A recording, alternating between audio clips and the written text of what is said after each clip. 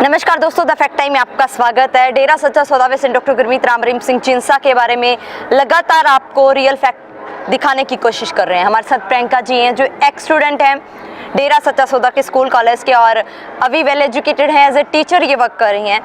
इनके साथ सीधी बातचीत आपको दिखाते हैं, इनका कैसा एक्सपीरियंस है डेरा सच्चा सौदा के साथ व यहाँ के इंस्टीट्यूशंस हैं उनके साथ। Priyanka ji, the fact time में आपका स्वागत है।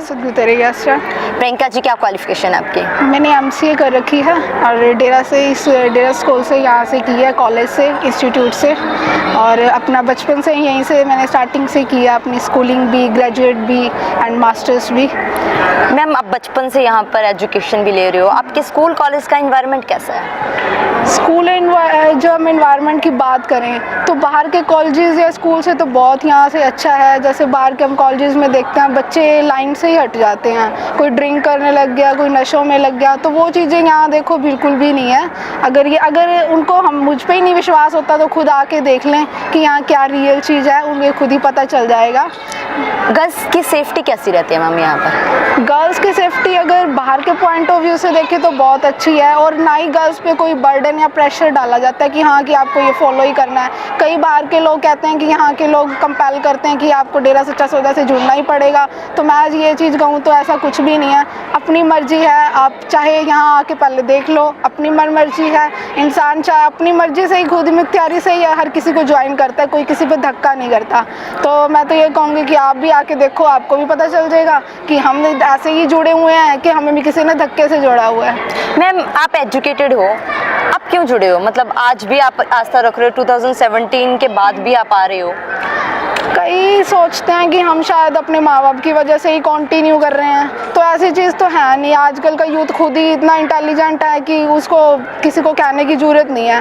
बल्कि पेरेंट्स भी कई बार गलत होते हैं, लेकिन उनसे पता चल जाता है कि यूथ को बाहर का इन्वायरमेंट देख के कि क्या सही है। तो ऐसा तो है नहीं कि हम किसी के पीछे भी हाफ में लग के कि हम किसी के चल रहे हैं। लोगों का ये कहना है एजुकेटेड लोग ही नहीं आते हैं, ये इनका भ्रम है कि यहाँ एजुकेटेड लोग नहीं आते। यहाँ MBBS करे हुए डॉक्टर्स भी आते हैं, बड़े बड़े प्रोफेसर्स भी आ रहे हैं, और गवर्नमेंट जॉब में अच्छी पोजीशन पे आज हर कोई लगा हुआ है, तो इतने अच्छे प्रोफेसर्स लोग भी आ रहे हैं। तो ऐसा कुछ नहीं है कि एजुकेटेड लोग आ ही नहीं रहे हैं। आप दूसरी तरफ जो एलिगेशंस गुरुजी के ऊपर लगाए जा रहे हैं उनके बारे में क्या कहना चाहोगे?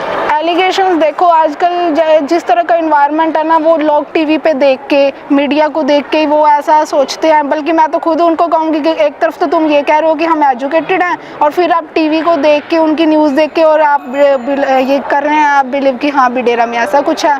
तो मैं तो खुद कहूँगी आप एजुकेटेड हो के भी ऐसा कुछ समझ रहे हैं, तो आप खुद एनालिस कीजिए कि कैसा है यहाँ पे इन्वायरमेंट है, तो आपको खुद ही पता चल जाएगा। जो मीडिया में कवरेज दिखाई जा रही थी, उनके बारे में क्या पब्लिक को अवेयर करोगे आप? मीडिया की कवरेज आप एक साइड पर रख दीजिए और डेरा में आके देख लीजिए। आपको पीछे जो भी इनकी काम किए हुए हैं, परमार्थ किए हुए हैं, पीछे से मैं तो शायद अब बिलोंग के चलने लगी हूँ डेरा से, शायद उससे भी पहले कोई काम हुए हैं, पीछे जो पीढ़ी आई हैं उनका आप काम देख लीजिए और अब वालों का देख लीजिए, तो आपको खुद ही पता चल जाएगा। मेरे से ज़्यादा शायद आप ज़्यादा एनालाइज कर लेंगे। सोसाइटी के लिए कंट्रीब्यूट क्या किया है गुरुजी ने? सोसाइटी के लिए मैं एक चीज़ तो है नहीं कि जो पिता ही ने, गुरुजी ने जो भी है भी एक ही चीज़ के लिए पीछे गए हैं, तो काफ़ी चीज़ें गई हैं। लोगों को मकान बना के भी दिए हैं, जो लड़कियां नहीं पढ़ सकती थी उनको भी पढ़ाया है स्कूलों में। और जबकि आजकल एजुकेशन सिस्टम ऐसा कुछ हो चुका है कि बाहर के लोग इतना, कई बार गवर्नमेंट भी ऐसे लड़कियों को आगे नहीं लेके आ सकती, सिर्फ एक पैसे की वजह से या उनकी फाइनेंशियल प्रॉब्लम की वजह से। तो वो यहाँ गुरुजी ने तो प्रोवाइड किया, गर्ल्स को प्रोवाइड किया, तो वो भी आज आगे जा चुकी हैं, इंटरनेशनल प्लेयर भी बन चुकी हैं। तो आप खुद ही आप पीछे की एनालाइज सारी आप देख सकते हैं, आपको मिल जाएगी, रिपोर्ट्स मिल जाएंगी यहाँ। तो आप क्या आज गुरुजी की ज़रूरत है मैम समाज को? गुरुजी की सबको ही ज़रूरत है इस समाज में। मैं ये नहीं कहती कि आप कहें कि हाँ भी हमारे गुरुजी की ज़रूरत है, चाहे किसी भी संत की ले लीजिए जो हमें समाज को अच्छा बनाए, हमें तो उसकी ज़रूरत है। चाहे कोई भी है जो समाज को आगे लेके जाएगा, समाज को अच्छा बनाएगा, उसकी ज़रूरत देखो है इस कलयुग में। बाकी जो समाज में नहीं सुधार करेगा उसकी हमें ज़रूरत ही नहीं है। 3-4 सालों से प्रभाव क्या पड़ रहा है जब से संत जी समाज में नहीं है? ये है कि अगर गुरुजी जब से गए हैं तो कुछ ना कुछ चीज़ें ऐसी हुई हैं कि जैसे लोग नशों में पड़ गए, और कुछ अपने जैसे जो चीज़ें हमें नहीं करनी चाहिए थी वो लाइफ में वो चीज़ें होने लगी।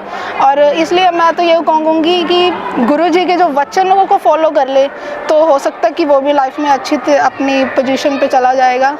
सरकार से क्या अपील करना चाहोगे गुरुजी के लिए? सरकार से यही अपील करूंगी कि ठीक है, आपने गुरुजी पे जो किया है ब्लेम, कहीं ना कहीं आपके पास, मुझे नहीं पता कि क्या चीज़ है उसकी जो आपने पिताजी पे ब्लेम लगाए हैं, बाकी लेकिन जो हमारे गुरुजी के हमें तो ये जो उनके जो कार्य किए हुए हैं हमें जो दिखाई देते हैं उसके अकॉर्डिंग तो हमें ऐसा लगता है कि आप जी ने जो किया है, गवर्नमेंट ने किया है, तो वो इसको थोड़ा सा ब्रीफ में देखें और इसको एनालाइज किए कि आपकी क्या मिस्टेक रह चुकी कि जिसकी वजह से आज गुरुजी पे ये ब्लेम लगा रहे हैं। और भी गुरुजी हैं, मैं ऐसा नहीं कहती कि हमारे संत जो गुरमीत जी पे ही लगाए हैं, और भी हैं जो गुरुजी पे लगाए हुए हैं, तो उनका भी प्रॉपर एनालाइज कीजिए। जी बहुत बहुत धन्यवाद प्रियंका जी हमारे साथ जुड़ने के लिए। दोस्तों लगातार आपको पब्लिक सर्वे दिखा रहे हैं, आपकी क्या राय है जरूर डालिएगा कमेंट बॉक्स में। देखते रहिए द फैक्ट टाइम। बहुत बहुत धन्यवाद।